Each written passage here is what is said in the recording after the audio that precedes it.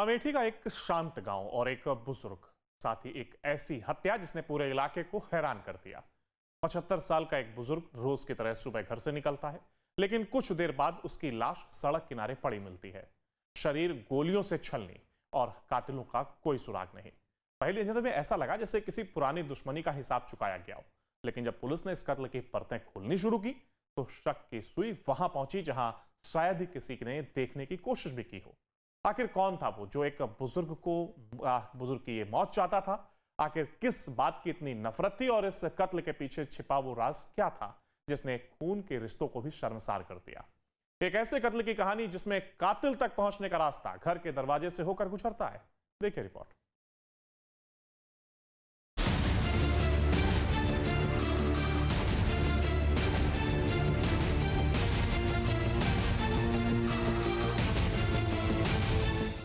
सोमवार 8 जून 2026, लोढ़ियावा गांव, अमेठी।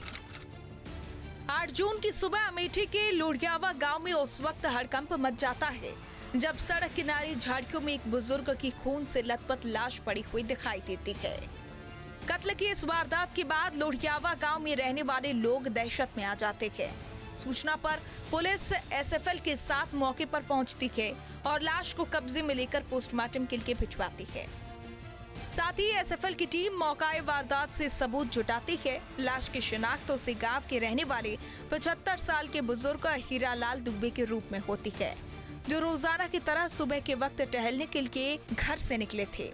उम्र भली ही ढल चुकी थी, लेकिन उनकी दिनचर्या सालों से एक जैसी थी। सुबह जल्दी उठना, टहलना और फिर अपने काम में लग जाना।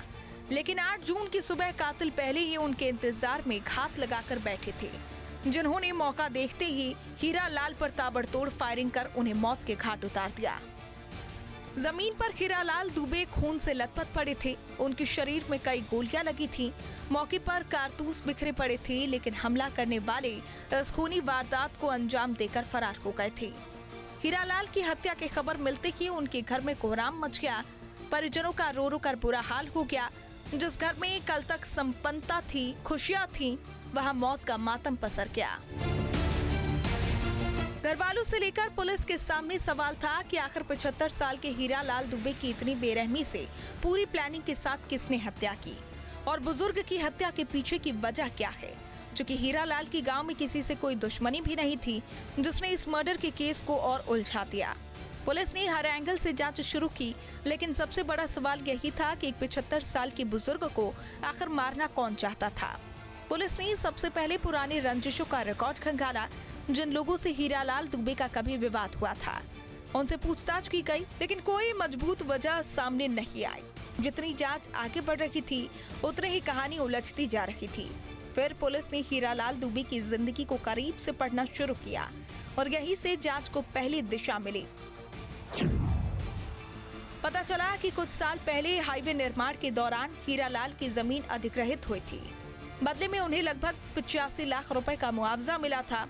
इसके अलावा भी उनके पास अच्छी खासी संपत्ति थी। गांव में उनकी हैसियत एक संपन्न बुजुर्ग की थी।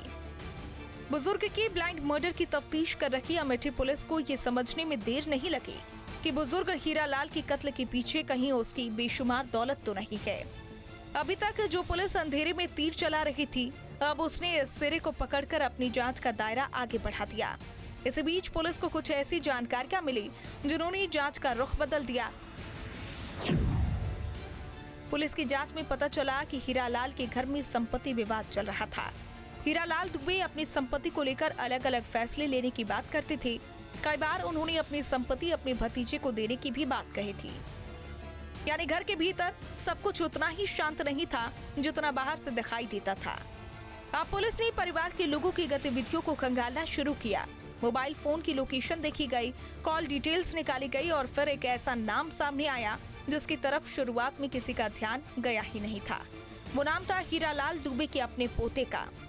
शुरुआत में किसी को विश्वास नहीं हुआ। एक पोता जो बचपन से बाबा की गोद में खेला हो, वो आखिर ऐसा क्यों करेगा?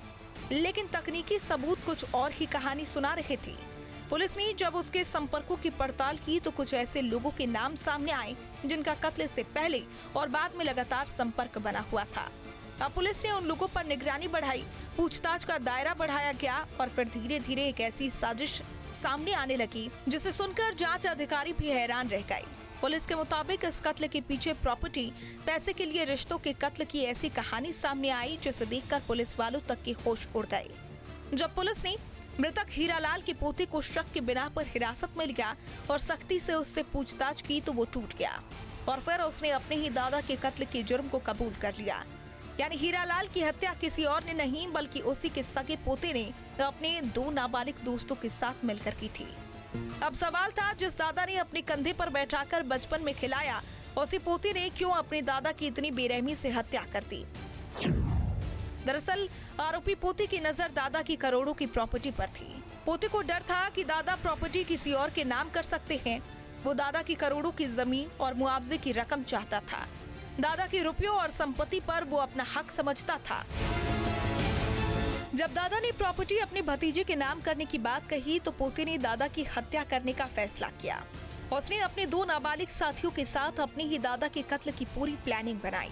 आपके मोबाइल पर तुरंत आएगी ब्रेकिंग न्यूज। स्क्रीन पर सबसे पहले दिखेगी बड़ी खबर। देश दुनिया की हर खबर एक जगह। अब आपके मोबाइल पर तुरंत फटाफट इंस्टॉल कीजिए न्यूज नेशन ऐप और रखिए खुद को अपडेट।